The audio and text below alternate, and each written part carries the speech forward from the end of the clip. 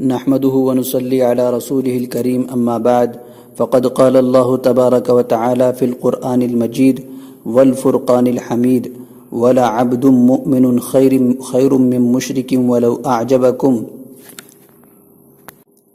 وقال في موضع آخر فانكحوا ما طاب لكم من النساء وقال والله جعل لكم من أنفسكم أزواجا. صدق اللہ العظیم. اس سے پہلے آپ حضرات کے سامنے نکاح کی 6 صورتیں بیان کی گئیں، یعنی نکاح فرض، نکاح واجب، نکاح مکروہ، نکاح حرام، نکاح مباح اور نکاح سنت. یعنی کن صورتوں میں نکاح فرض، واجب، سنت، مکروہ، حرام یا مباح ہے. اور اس بیان پر ایک کمنٹ بھی آیا، یعنی برتھ کنٹرول کے سلسلے میں اس میں سوال تھا اور رپلائی میں اس کا جواب دے دیا گیا ہے، اسے وہیں دیکھ لیا جائے. آج آپ حضرات کے سامنے نکاحی کے سلسلے میں کچھ مسائل بیان کیے جا رہے ہیں، غور سے سماعت کریں اور اگر کوئی بات سمجھ میں نہ آئے تو اس کو دوبارہ سنیں اور اسے دھیان سے سمجھنے کی کوشش کریں. انشاءاللہ اس طرح آپ کے علم میں روز بروز اضافہ ہوتا چلا جائے گا، اور اس نیت سے سنیں کہ انشاءاللہ ان تمام چیزوں کو ہم محفوظ رکھیں گے، اور اگر موقع ہو تو اس کو اپنی کاپی میں بھی لکھ سکتے ہیں. کوئی بک ایک متعین کر لیں، اس کے اندر جو مسائل پیش کیے جائیں اس کو لکھتے رہیں. انشاءاللہ آپ کے پاس علم کا ایک بڑا ذخیرہ جمع ہو جائے گا. تو آج آپ حضرات کے سامنے نکاح کے سلسلے میں یہ بیان کیا جائے گا کہ کس سے نکاح کیا جائے، کس سے نکاح صحیح ہوگا، کس سے نہیں. تو جس سے نکاح کیا جائے اس کے اندر سب سے پہلے جس بات کا پایا جانا ضروری ہے وہ یہ ہے کہ جنس ایک ہو. یعنی 2 جوڑے ہوتے ہیں نکاح میں، دونوں جوڑوں کی جنس ایک ہو، جنس مختلف نہ ہو، الگ الگ نہ ہو. اور یہ قرآن کریم کی آیت میں ہے واللہ جعل لکم من انفسکم ازواجا، یعنی اللہ تبارک و تعالی نے تمہارے لیے تمہاری ہی جنس سے جوڑے پیدا کیے. لہٰذا اگر جنس بدلے گی تو نکاح صحیح نہیں ہوگا. مثال کے طور پر اگر کسی انسان کا نکاح کسی جن عورت سے کرنے کا ارادہ ہو تو اس کا یہ نکاح صحیح نہیں ہوگا. اسی طرح کسی انسان عورت کا نکاح کسی جن مرد سے کرنا یہ بھی صحیح نہیں ہوگا، کیونکہ جنات کی جنس الگ ہے اور انسان کی جنس الگ ہے. جنات کو آگ سے پیدا کیا گیا ہے اور انسان کو مٹی سے پیدا کیا گیا ہے، اور دونوں کی جنسیں الگ الگ ہیں. شیطان جنات ہی کی جنس سے تھا اور اس نے کہا تھا، قرآن کریم میں اس کا بیان ہے، جب اسے سجدہ کرنے کے لیے کہا گیا تو اس نے کہا خلقتنی من نار وخلقتہ من طین، کہ آپ نے مجھے تو آگ سے پیدا کیا ہے اور آدم علیہ السلام کو مٹی سے پیدا کیا گیا ہے، تو میں اونچا ہوں اور یہ نیچے ہیں، تو میں اونچا ہونے کی صورت میں ان کو سجدہ کیسے کر سکتا ہوں. تو بہرحال دونوں کی جنس الگ الگ ہے، اس لیے نکاح صحیح نہیں ہوگا. اسی طرح پانی میں بھی بعض جانور ایسے ہوتے ہیں جن کی شکل انسان نما ہوتی ہے، انسانوں جیسی ہوتی ہے. اس کو اردو میں جل پری بھی کہتے ہیں اور انگلش میں میرمیڈ کہتے ہیں. اسی طرح عربی میں حوریت البحر کہتے ہیں. تاریخ میں ہسٹری اور تاریخ کے اندر اس کے واقعات ملتے ہیں اور اس کے شواہد بھی ملتے ہیں کہ بعض جگہ انہیں دیکھا گیا اور پایا گیا. تو بہرحال اگر اس زمانے میں بھی اگر کسی کو مل جائے اور وہ اس سے نکاح کرنا چاہے تو نکاح صحیح نہیں ہوگا. پہلے اس طرح کا ایک واقعہ ملتا ہے 16ویں صدی کے اندر کہ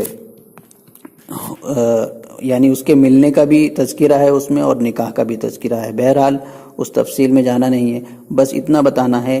کہ سب سے پہلے جس بات کا پایا جانا ضروری ہے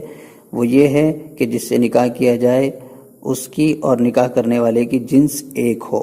یعنی وہ انسانوں ہی میں سے ہو، کیونکہ قرآن کریم میں اللہ تبارک و تعالیٰ نے انسانوں کو خطاب کرتے ہوئے کہا واللہ جعل لکم من انفسکم ازواجا، کہ اللہ تبارک و تعالیٰ نے تمہارے لیے یعنی تم انسانوں کے لیے تمہاری ہی جنس سے جوڑے بنائے ہیں۔ دوسری چیز جس کا پایا جانا ضروری ہے، یعنی جس سے نکاح کیا جائے اس کے اندر دوسری وہ چیز جس کا پایا جانا ضروری ہے وہ یہ ہے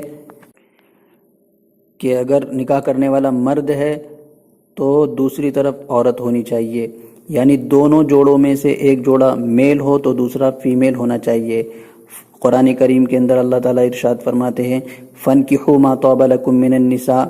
اس آیت کے اندر مردوں کو خطاب ہے اور اس میں نکاح کرنے کی ترغیب ہے، اور نکاح کرنے کے سلسلے میں انہیں اجازت دی جا رہی ہے کہ فَانْكِحُوا، کہ نکاح کرو تم، یعنی تم مرد حضرات،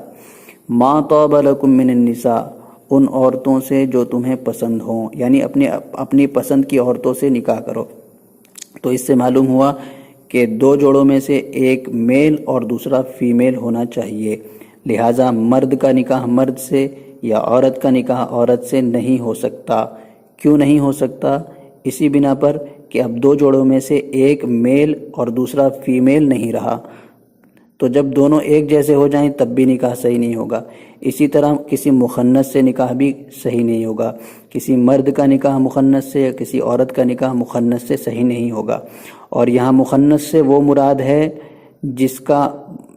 کا مرد ہونا یا عورت ہونا ظاہر نہ ہوا ہو۔ بعض مرتبہ ایسا ہوتا ہے کہ مخنث ہوتا ہے،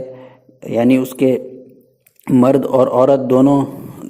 دونوں طرح کی شرمگاہیں ہوتی ہیں، مرد کی بھی اور عورت کی بھی، لیکن اس کے اندر عورتوں والی علامتیں زیادہ ہوتی ہیں اور انہی علامات کا غلبہ ہوتا ہے، اور وہ عورتوں والی ہی خصوصیات کے ساتھ ہوتا ہے،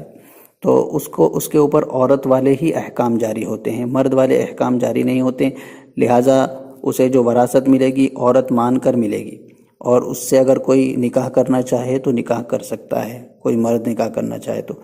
اسی طرح بعض مخنث ایسے ہوتے ہیں کہ ان کے اندر علامتیں دونوں ہوتی ہیں لیکن مرد والی نکاح غالب ہو جاتی ہیں، تو ایسے مخنث حضرات کو مرد مان کر ان کی وراثت مردوں والی جاری کی جائے گی، اور اگر کوئی عورت ان سے نکاح کرنا چاہے تو کر سکتی ہے۔ تو یہاں جو مراد ہے وہ خنثی مشکل ہے، یعنی عربی میں اس کو خنثی مشکل کہتے ہیں، جس کا میل یا فیمیل ہونا معلوم نہ ہو سکے اور اس کا معلوم کرنا مشکل ہو جائے، یعنی دونوں علامتیں اس میں برابر پائی جائیں۔ مثال کے طور پر اس کے پاس جو ہے دونوں طرح کی شرمگاہیں ہیں، مرد والی بھی اور عورت والی بھی، تو اس کا اندازہ جو ہے بلوغ سے پہلے یعنی بالغ ہونے سے پہلے اگر کسی کے یہاں اس طرح کا بچہ پیدا ہو جائے جس کے دونوں طرح کی شرمگاہیں ہوں، تو بالغ ہونے سے پہلے اس کا اندازہ اس کے پیشاب سے لگایا جائے گا۔ یعنی اگر وہ مرد والی شرمگاہ سے پیشاب کرتا ہے تو مرد کا حکم لگایا جائے گا اور اسے مرد مانا جائے گا، اگر عورت والی شرمگاہ سے پیشاب کرتا ہے تو اسے عورت مانا جائے گا، اور اسی کے اعتبار سے اس کی وراثت بھی جاری ہوگی۔ اور اگر وہ دونوں شرمگاہوں سے پیشاب کرتا ہے تو یہ دیکھا جائے گا کہ پہلے کس شرمگاہ سے پیشاب کرتا ہے، اور اگر دونوں شرمگاہوں سے پیشاب ایک ساتھ کرتا ہے تو اس سلسلے میں یہ دیکھا جائے گا کہ وہ زیادہ کہاں سے پیشاب کرتا ہے، تو اس سے اس کا فیصلہ ہو جائے گا، یعنی اگر عورت کی شرمگاہ سے پیشاب زیادہ آتا ہے یا عورت کی شرمگاہ سے پیشاب پہلے ہوتا ہے، اسی طرح یا صرف عورت ہی کی شرمگاہ سے پیشاب ہوتا ہے، تو اس سلسلے میں اس کو عورت مانا جائے گا اور عورت والے احکام جاری ہوں گے، اور اگر یہی چیز مرد والی شرمگاہ میں پائی جا رہی ہے پیشاب کے سلسلے میں تو اسے مرد مانا جائے گا۔ حضور صلی اللہ علیہ وسلم کے پاس ایک شخص آیا اور ایک نومولود بچے کے سلسلے میں سوال کیا گیا آپ صلی اللہ علیہ وسلم سے، جس کے دونوں طرح کی شرمگاہیں تھیں، اور پوچھا گیا کہ اسے وراثت کہاں سے جاری ہوگی اس کے لیے، تو حضور صلی اللہ علیہ وسلم نے فرمایا کہ یورث من حیث یبول، یعنی یہ جہاں سے پیشاب کرتا ہے اس کے ذریعے سے اس کا اندازہ لگایا جائے گا، یعنی اگر مرد والی شرمگاہ سے پیشاب کرتا ہے تو اسے مرد مانا جائے گا، اور اگر عورت والی شرمگاہ سے پیشاب کرتا ہے تو عورت مانا جائے گا۔ تو جس کے بارے میں یہ فیصلہ کرنا ناممکن ہو کہ یہ مرد ہے یا عورت ہے تو اسے خنثی مشکل کہتے ہیں، اس کے ساتھ نکاح کرنا صحیح نہیں ہے، نہ مرد کا اور نہ ہی عورت کا۔ تیسری بات یہ ہے کہ جس سے نکاح کیا جائے وہ مشرک یا مشرکہ نہ ہو۔ قرآن کریم میں ہے وَلَعَبْدٌ مُؤْمِنٌ خَيْرٌ مِّن مُشْرِكٍ وَلَوْ أَعْجَبَكُمْ وَلَأَمَةٌ مُؤْمِنَةٌ خَيْرٌ مِّن مُشْرِكَةٍ وَلَوْ أَعْجَبَتْكُمْ، یعنی مومن مرد اور مومن عورت اگرچہ وہ غلام ہوں، اگرچہ وہ باندھی ہی کیوں نہ ہوں، لیکن وہ آزاد مشرک سے اور آزاد مشرکہ سے بہتر ہیں، آزاد مشرک اور آزاد مشرکہ سے بہتر ہیں۔ تو اس لیے تیسری شرط یہ ہے کہ وہ مشرک نہ ہو اور اللہ تبارک و تعالیٰ کی عبادت میں کسی غیر اللہ کو شریک کرنے والے نہ ہوں، اور چوتھی چیز یہ ہے کہ وہ جس عورت سے نکاح کیا جائے وہ حرام نہ ہو، یعنی وہ محرمات میں سے نہ ہو۔ بعض عورتیں ایسی ہیں جن سے ہمیشہ کے لیے نکاح حرام ہوتا ہے نسب کی وجہ سے، نسبی رشتے کی وجہ سے، بعض عورتیں وہ ہیں جن سے نکاح کرنا حرام ہوتا ہے رضاعت کی وجہ سے، یعنی دودھ پلانے کی وجہ سے وہ رضاعی ماں بن گئی اس کی، تو اس کی وجہ سے کن کن عورتوں سے نکاح حرام ہو جائے گا۔ اسی طرح سسرالی رشتے کی وجہ سے بھی بعض عورتوں سے نکاح کرنا حرام ہوتا ہے ہمیشہ کے لیے۔ اسی طرح بعض عورتوں سے نکاح کرنا ایک عارضی مدت تک حرام ہوتا ہے، تو انشاءاللہ اس کے لیے مستقل بیان کیا جائے گا اور تفصیل کے ساتھ اس میں گفتگو کی جائے گی۔ آج کے لیے بس اتنا ہی کافی ہے۔ اگر کوئی بات سمجھ میں نہ آئے تو کمنٹ میں پوچھیں، اور اسی طرح سے اگر کوئی مسئلہ آپ کے ذہن میں کھٹک رہا ہو جس پر بیان کیا جانا ضروری ہو تو اسے بھی لکھیں، اور اللہ تبارک و تعالی ہم سب کے علم میں برکت عطا فرمائے۔ آمین۔ وآخر دعوانا ان الحمد للہ رب العالمین۔